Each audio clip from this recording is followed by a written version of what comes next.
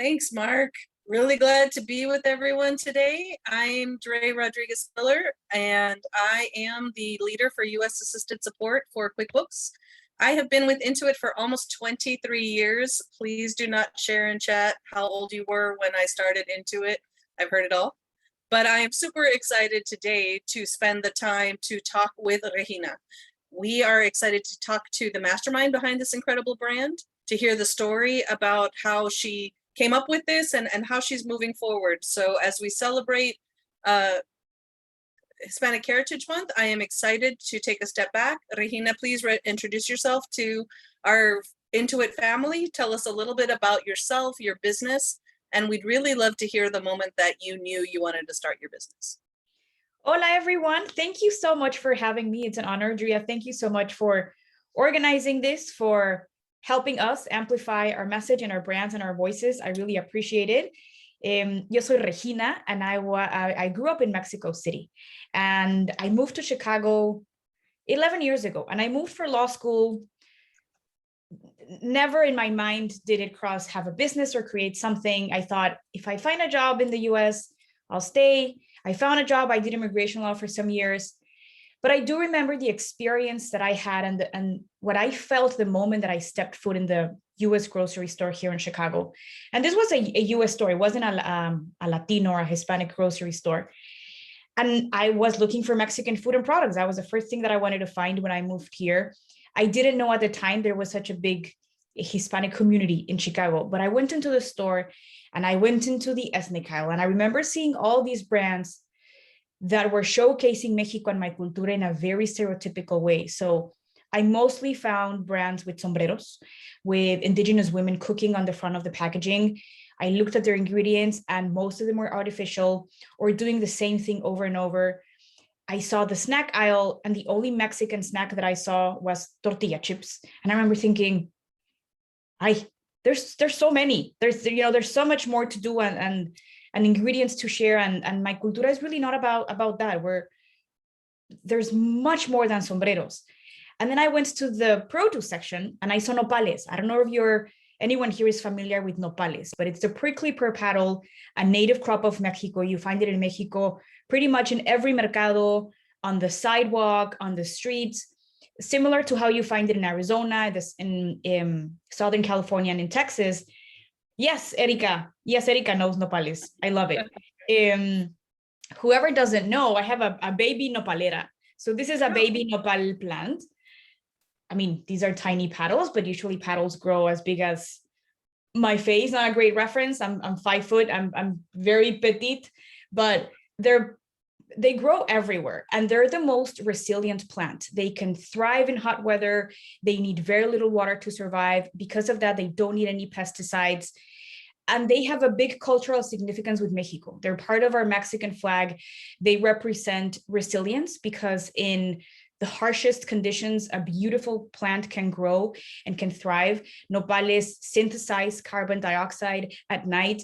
And I saw the nopal plant and I was about to grab it, and it had spikes. And I thought, nobody is going to buy an intimidating looking vegetable unless they know how to clean it, how to cook it. Most people didn't. And that stayed in the back of my mind. At the time, I didn't see myself as starting something or creating something because I was just afraid of it. I didn't see myself there. I didn't really have, an example of, I have this idea, I can create this. I didn't think that I had any information, no experience in the consumer packaged good industry. So that stayed in the back of my mind. I kept working on my legal career. And then at some point, things started aligning. A lot of the clients that I worked with while I was doing immigration law were farmers that were forced to leave their home countries as a result of predatory farming practices. A lot of the women that I worked with are survivors of domestic violence and abuse. And I love Mexican food. I mean, I love food, particularly Mexican food. I'm always biased with Mexican food. And at the time I thought, if I were to create a product, how do I want to create this? What are the values that I want this business to have? So I knew that I wanted to work with the farmers, as much as I could work with women of color. I proudly identify as a Latina, as a woman of color. And really from a very smaller scale, how can I create the change that I want to see. It doesn't matter where I stand. It doesn't matter how much I can do it. It just matters that there's movement and that I'm doing something to create that change. So I started cooking in my kitchen. I called my mom and asked for, Mama, tu chipotle salsa. I think that's going to be one of my seasonings. I don't have a sweet tooth, but I love churros. And it seems like in the US, people love churros. So maybe that's going to be another flavor. And just started really mixing ingredients at home, connecting with farmers in Mexico, connecting with who eventually became the co-packer, who is the facility or the manufacturing company that makes the product for Nemi Snacks. So 2019, mid 2019, I launched Nemi Snacks. Everything was DIY packaging on PowerPoint. God bless Google, because my, Shopify, very basic questions that Google answered, registered my company, the Secretary of State. I just did the basic things. And I knew I was coming in with not a lot of experience. I had a lot of passion. I had a lot of stamina. And I knew I needed to learn a lot, but I needed to get the product out there to get people's feedback, to see if people liked it or not, and then just take it from there. So that is how I started the business. I always like explaining that it wasn't, this structured approach of, I'm going to raise funds and I'm going to do this and I'm going to do that. No, I started with an idea, very basic things that we figured out along the way, and we just launched. And it's been 3 years, and it's been an amazing and exhilarating ride.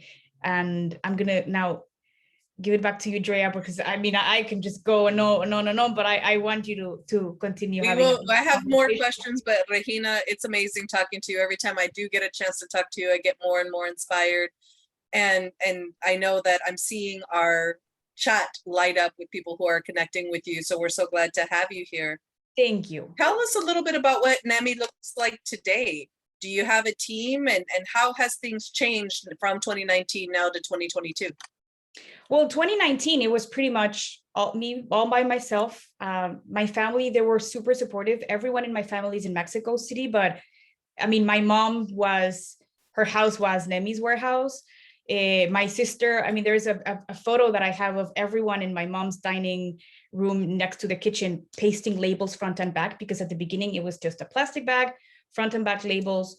They helped me with operations in Mexico, but here it was pretty much me. My husband helped me with fulfillment. I was doing all fulfillment from my basement, to the point where I just couldn't continue doing DIY pallets.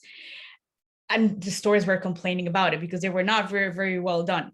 And that's when I started thinking, what are the things that are either muscle work of, I don't need to be the one doing that. I can focus on sales and strategy and maybe other things. What are the things that I'm not good at, that I know someone else is going to do a better job than me, and they can bring that level of expertise and experience that I don't have, and that my learning curve is so big that it can be a little bit of a waste of time or use of my time.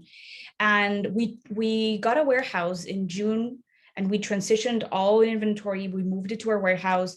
I hired someone that is doing all the fulfillment for wholesale orders and direct to consumer orders. Wholesale orders are the ones that are going to stores. And I hired a finance person that helped me with everything finance related. I was having a hard time, being as diligent as I knew I wanted to be. And I'm not an expert, and I knew that I needed that expertise coming in. So I hired a CFO. Right now, we're looking for a social media manager who can help us with the marketing and the creative side.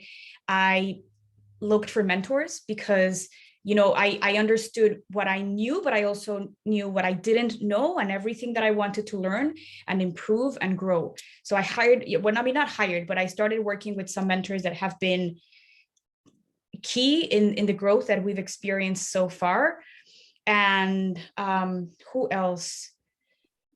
Oh, and an operations person in Mexico, which also has been key because everything is manufactured in Mexico. So we're constantly communicating with suppliers, with vendors, making sure that everything is good for border crossing, because I import the product. So it means that we go through FDA inspection every time that we import the product. So help with logistics and a lot of the day-to-day following up.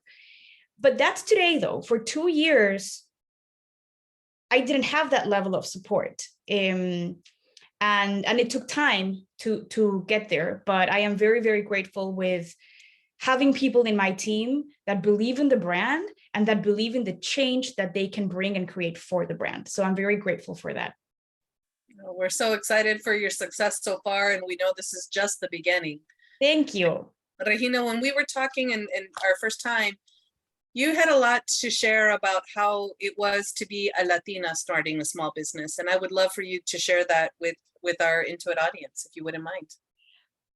Yes, I think it's the best moment to create something as a Latina, as a woman of color.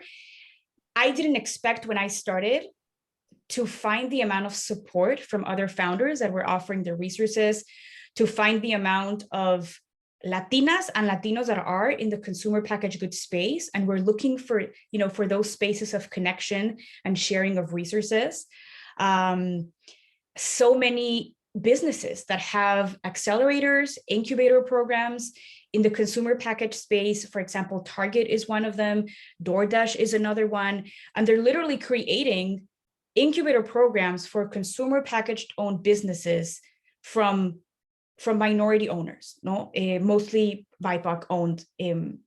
And I didn't know that existed, and that's been a huge help. And I think that's why I say it is the perfect moment if you're thinking about it, because there are a lot of resources that didn't exist. The amount of funding that there is, grant programs, loans with really good terms, that are also, there are some that are you need to be careful. There's a little bit of everything too, but the amount of grants that are out there that, again, I don't think we've been able to bootstrap the company. We're still bootstrapped without that kind of support and funding availability. And I think on the other side, when I started the business 3 years ago, I didn't, I thought I'm going to come in, and if there's no seat at the table for me or for us, that's okay, because I have my own hands to bring my chair and really create a seat for us. And when I say us, I mean the community, and that's what we've been doing. And we're not asking for permission, which also, I think 10 years ago, my different self would have a very different reaction. But I think, the momentum of having the support and resources, plus how we feel and how I feel about being a Latina and how proud I am of that, that's just been a really good combination to start a business and continue growing and excel in the industry. And so inspiring, Regina. And I'm actually going to put you on the spot. You shared a phrase that you use that I totally think you need to trademark and start putting on there. But you said there's a way you think about how it is to continue to push forward. Do you remember? I'd love for you to share that with everybody, because I've used it several times and credit you since the first time we spoke. Oh, yes. Thank you. So that came when a lot of people tell you starting a business is challenging. The road is bumpy, or the road is going to be bumpy or something. And I'm like, no. 1 year in, 2 years in, it's not that the road has bumps here and there. It is just a bumpy road. That's just how it is. And then I just remember thinking, like, one time specifically that I thought, what am I doing? What is this? What's going to happen? And I was crying, no? And in Spanish, we say llorando. And I was like, okay, estoy llorando. I am crying. But where is this? I feel my emotion and I'm doing this, but I need to keep walking. I need to keep moving. I need to keep figuring out how am I going to solve this, because I need to figure something out.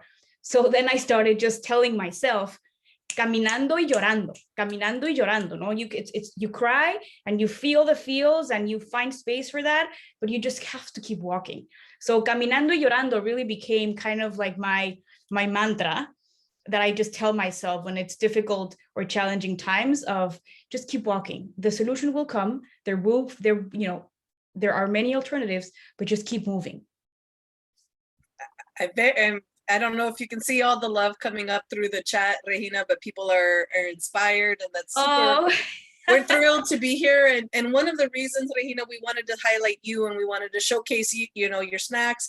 We also we're all very invested in helping you be successful. You've got the people who are watching our Intuit employees. We build the product that you use, and we'd love to hear a little bit about you and how you use our product so that we can continue to innovate and help you scale your business and hit all of your targets. So if you can tell us a little bit about what products you do use, and what are the areas that have impacted you and helped you become successful within our products?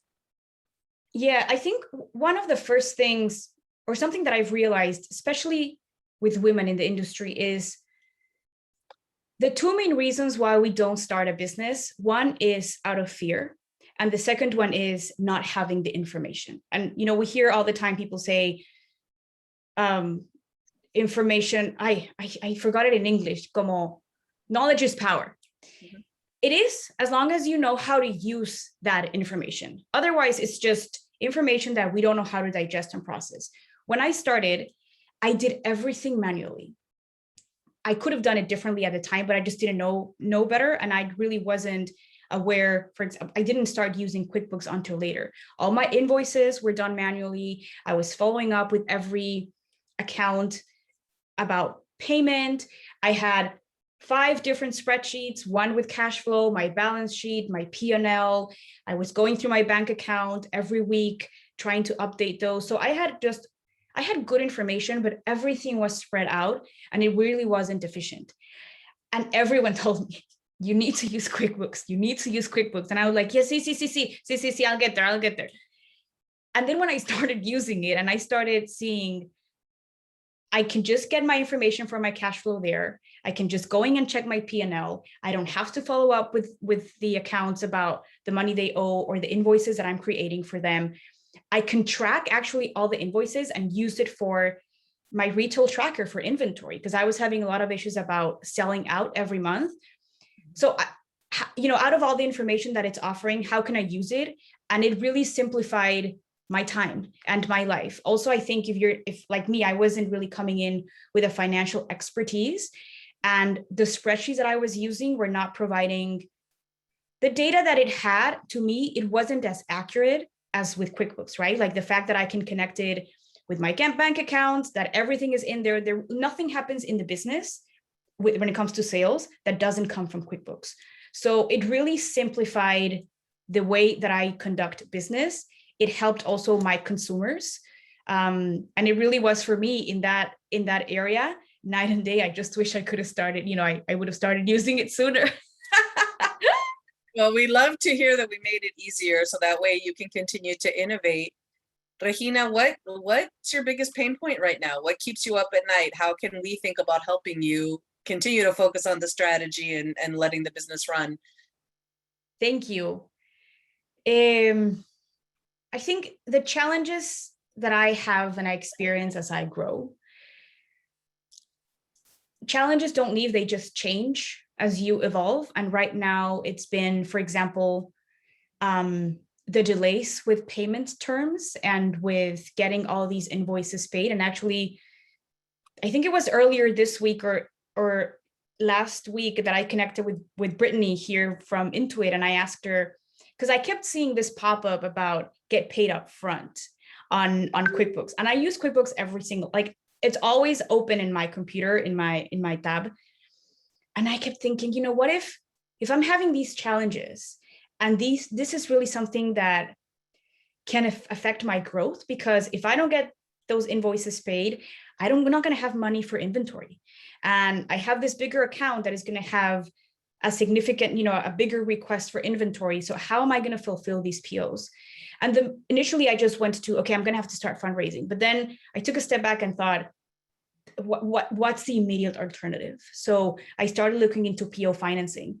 And that is when and this happened like really days ago. And I thought, Brittany, is there anyone that I can talk to about get paid up front? Because I don't know why I never looked into this until now that I have, the need, and I started seeing the pop-up, and I would really like to learn more about it because it could really be a huge help for us just to keep working on that inventory machine and having inventory at hand for bigger accounts without having to, the 30 net payment terms. I can't wait 30 days to produce more inventory. I need to be producing it on a constant basis. So I haven't used it yet, but I think it's something that is going to alleviate significantly the business and my personal stress too. Awesome. Well, we're excited and we're happy to tell you all about it. Anything that we need, we can do to help. We're here and we're really excited. I know Thank there are a lot of people who have questions for you. And so before I turn you over to QA, I do have one last question for you, if I could. Since Yes. it is Hispanic Heritage Month, what advice would you give other members of the Hispanic small business community? I really hope you feel proud of where you come from. And if at any point, you got we're different because we speak a different language, because we eat different things, because we conduct our culture and our background in a different way, really that uniqueness or that difference, it really is our superpower. And that difference is what makes us have a different perspective and bring that into the table. As I said, it is a bumpy road for anyone coming from anywhere. But start where you are. Start with fear, start with doubt, because that is how we start, and that's where we start. But whatever it is that makes you move closer to whatever dream that you want to materialize, just go ahead and hopefully do it feeling proud of our heritage and of where we come from. Regina, it's been an honor to talk with you. I have to tell everybody watching, the Mexican lime chips are my absolute favorite. My family's already eaten 3 bags. We just got them yesterday. So please feel free. I know that we have a discount code. It looks like there might be some issues with it. I'm going to look into that right now. I just read that. Problem. Yes. But thank you so much for spending the time. We are celebrating you as a small business owner. We're celebrating you as a Latina. Thank you for spending the time with us. And I'm going to turn it over to Ruby, who's going to facilitate some Q&A with you. Thank you so much. You. Thanks, Dre. We've got some great questions here from the audience, so we'll go ahead and jump into those. Please do continue to add your questions through the Q&A tab so that I can go ahead and see those and get those over to Regina to answer. Regina, first of all, thank you so much for joining us today. Super inspiring. As a fellow Latina who's looking at trying to start my own small business and what that looks like, it's always super inspiring to hear from other Latinas who have successfully pulled this off. So we'll go ahead and jump right into some of the questions. Ruby. Yeah, no, thank you. And I'm so excited to get your snacks. I also ordered the chili lime ones. So I'm glad Dre said those were really bomb because I'm so excited. I love nopales. I eat them a lot, especially as part of like a half plant-based diet. And I love that you brought up the sustainability of that plant. And I think it really speaks to like our Mexican resilience as well, of being able to like withstand extremes and still thrive. And still caminando. Yep, exactly. All right. So the first question we have, of course, we are very customer obsessed here and always wanting to know how we can improve things. So one of our members would like to know, what is your favorite feature in QuickBooks? The invoice creation.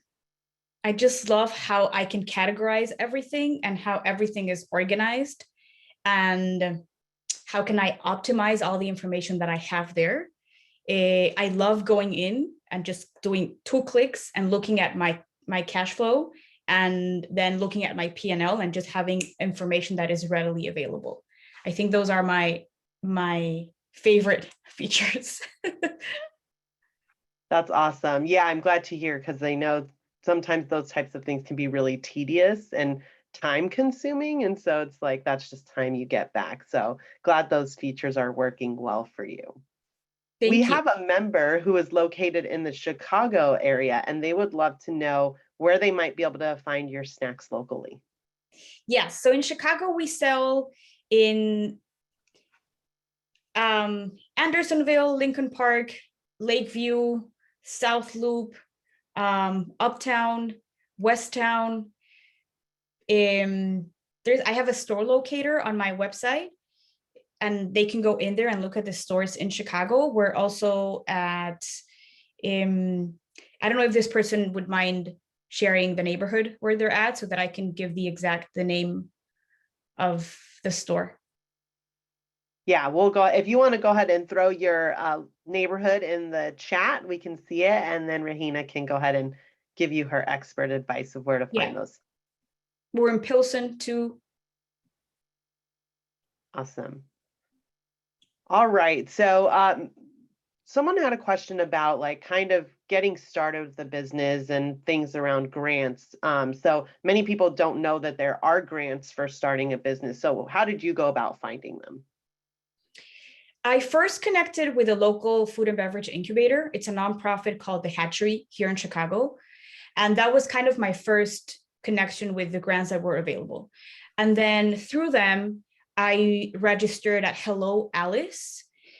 And it's really been the website that I use for most of the grants that I find, because they pull all the opportunities that are available for mostly minority owned businesses. And then as you start seeing this, then you start realizing, oh, so it's also I Fund Women is another one. And then there's another called the Amber Grant for Women. And one starts taking you to the next, and then a lot of them are recurring grants. So they do it every 5 months, they do it once a year.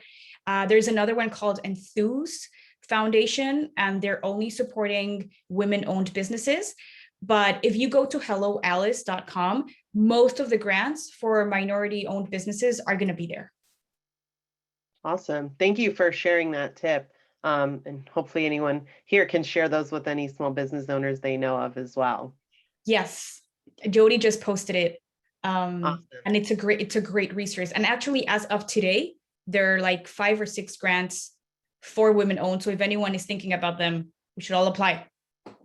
Awesome. Yes, let's get that bag. All right. How do you handle tracking your inventory across sales channels? What's difficult about doing this? I think the most difficult thing for me has been just keeping up with demand, because we forecast according to our current sales and new sales that we're going to hit, or new accounts that we're going to hit. But then thankfully we do better, but also then we run out of stock because we sell out. So that was also one of the reasons why I moved to the warehouse, because I just needed more space to store inventory.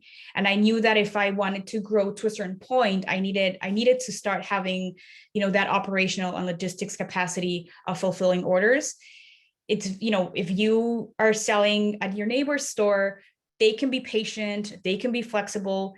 But if you're selling at one of the stores that we sell at is in Texas, and is a medium-sized chain, and there is a big competition. So they all want to be in the shelf. So you need to be able to deliver your product on time. And stores don't like having empty shelves. So I think that's been the challenge, right? Well, it is about how can we guesstimate better, and how can we forecast better according to the, every order that we're getting on a daily basis and fulfillment. But also with that comes hiring a team to do fulfillment, and then, more resources for potentially marketing. If you're going to some stores that you need to go in, getting on the shelf, I don't want to say it's easy, but the difficult part is getting off the shelf. How will people know you're there? How will people buy your snack versus a potato chip or a tortilla chip, right? So I think that's been the challenge, right? And usually what helps me is going back to kind of either survival mode, or to really the beginning, the most basic of, do we have, our suppliers and the vendors that we work with and the farmers we work with, can they sustain our growth? Then how can we do it differently? Not by not working with them, but maybe working with others as well. Having a facility in northern Mexico, not only in Mexico City, so that we can actually also reduce costs with transportation and maybe diversify our inventory. So all these questions that start coming up as you grow, that at the beginning you don't ask yourself, and maybe you don't know because you don't have those kinds of challenges. But just dealing with the day-to-day challenges that come from growing, which is, it is a blessing. I say happy problem, but it is a problem that we need to figure out. Yeah, I think this is something I commonly hear for businesses that start growing. So Thank you for sharing that, because I know that can be, like you said, a very exciting moment when you're having all this growth, and then the stress immediately comes of like, oh, how do we sustain this growth? How do we get all of our products? Yes. So that definitely makes sense. And I like that you talked about diversifying, because I think, especially for a small business, sometimes you want to have like a sense of loyalty to like who you've originally partnered with. But the reality is, like, to maintain that loyalty with those people, you have to be able to sustain your growth and keep delivering your products. And so diversifying helps you grow the business so that you're loyal to them while improving along the way. Yeah, and I think just something that you mentioned about diversifying, and with the suppliers that we work with, having very honest conversations with them since the beginning of what's your growth path, because maybe they're not interested in hitting national distribution. Maybe they're not interested in selling more than a certain amount of clients, and that's okay. But just finding the people that are aligned with your growth path and that they're committed to achieving that growth. When I started asking those questions, it made it easier to find the right partner too. That's awesome. I love that. All right. Well, talking about all the product that you're having to create because people keep buying it, we have a couple people who would like to know, what is your top selling flavor? The number one, and it's always been the number one since the beginning, is the Mexican lime. And then in 2019, at the beginning, I only had 3 flavors. I had smoky chipotle, chili turmeric, and the Mexican lime. And I did a seasonal in December 2019, and that was a churro flavor. And it's really a mix of pulverized dates, because we don't use sugar, and cinnamon. And it sold out within 2 weeks. And that really became the 4th member of the familia. And that is now the 2nd bestseller. So it's Mexican lime, churro, which really tastes like a Mexican churro, but a healthy version of a Mexican churro. And then it's kind of a tie between the smoky chipotle and the chili turmeric. Awesome. I love that. Well, I love me a good churro. So I feel like that'll be my next flavor I try after the chili lime or the Mexican lime. Yes, yes. Awesome. All right. So what is the proudest decision you've made with your business to date? Sometimes that's a hard question. I think showcasing Mexico and my cultura with sombrero-free branding, and letting people know that there are Mexican snacks other than tortilla chips. Seeing how our growth has helped other business owners, and how this experience has given me the opportunity to connect with other women thinking about starting their businesses, and really showcasing the richness and the colors and the vibrancy of Mexico in a way that I didn't see. And that was the reason why I didn't feel represented when I was looking at all these Latino or Latina inspired brands in the industry. But I think really, I said it at the beginning, really using this as an opportunity to satisfy more than a food craving, which yes, we're doing through a product, but we have the opportunity and the day-to-day chance to create the change that we want to see in the industry, and to elevate and celebrate Mexican cultura. And I think that's always going to be my proudest moment now, a year ago, and hopefully years from now. That's beautiful. I love that so much. Thank you for sharing. You. Yeah, that's wonderful. All right, so we've got just a couple minutes here, so I'll go ahead and get to one last question here.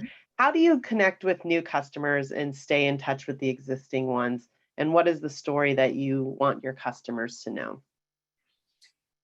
So there's different ways on how we do that. When I first launched the business, I did a lot of in-person marketing. So my main interest was connecting with consumers, because I wanted to get their feedback on the product. If you try our product today and try the product 3 years ago, it's very different. Everything, the texture, the seasonings, not the ingredients, but the texture and the seasoning, we've done a lot of tweaks based on consumer feedback. One thing when I launched the company was I did my DIY packaging, and there was a lot of text and people don't read. And then it was through consumer feedback. It took us about 9 months to get their feedback. And this was between my email newsletters, connecting with them directly, The subscribers, I usually I try to connect with my subscribers on a monthly basis through DMs on Instagram, surveys, Facebook surveys. I mean, everything that we could. We started getting their feedback on our brand is not really communicating the mission and the values of our business. We can do much better. And how can we do it better? So that's when we started working on the rebrand, which is, this is a new brand. I have an old one here. Give me 1 second, because it was, where is it? I just saw it. I don't find it. I'm sorry. I just saw it. Really, the rebrand came as a result of customer feedback. And I mean, I cannot stress the importance of connecting with your consumer as much as we can. When COVID hit, we stopped doing all in-person marketing. So we started doing online cooking classes and a lot of Instagram stories on cooking Mexican food. And for example, the smoky chipotle, this is my mom's salsa recipe, where the flavoring came from and where the seasoning, the inspiration for the seasoning came from. So trying to figure out ways to continue connecting without having that in person. Now we're doing, again, a lot of in person. But one of my, the basic thing that I do is we always respond to DMs. We always respond to emails and messages that come from our website from consumers or potential consumers. Or, and I always say, if I receive any kind of feedback, it is all feedback, negative, positive. Hopefully, all of our reviews are positive, and even on Amazon, 99% of our reviews are positive, but we appreciate just all the feedback that we can gather, because in the end, that is our data, and that is helping us create a better product and just serve better to our consumers. That's awesome. Well, Regina, it's been so lovely getting to talk to you, and I just want to thank you so much for joining us today, and thank you to everyone who joined our Small Biz Pop-Up.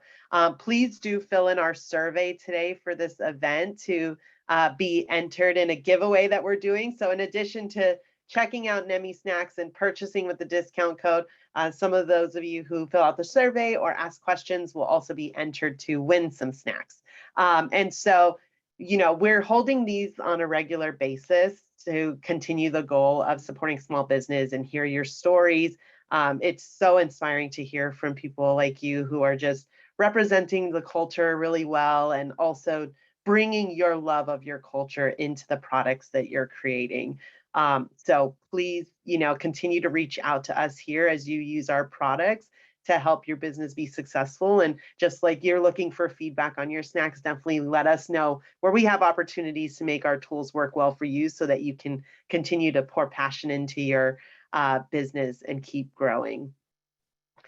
So thank you so much. Ruby, thank you so much. Drea, Mark, Brittany, I'm missing one person. What is the name of the other person that? David, our David, video. Yes, David.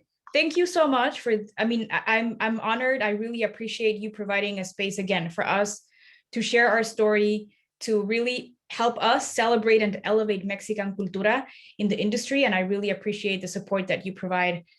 It means a lot. Thank you. Thank you so much. And again, thank you to everyone who joined us for this special Hispanic Heritage Month version of our pop-up shops. Do keep a look at our ILN website that we have, which you can find in our ILN Global Slack channel. We're posting all of the events that we're continuing to have through our celebration, including our keynote at the end of the month with Chef Eduardo Garcia on October 12th. So please stay engaged with all of our wonderful customers here, as well as the different offerings that we have for Hispanic Heritage Month. Thanks, everyone. Thanks, everyone. Thanks, Regina. Gracias. Gracias, Regina.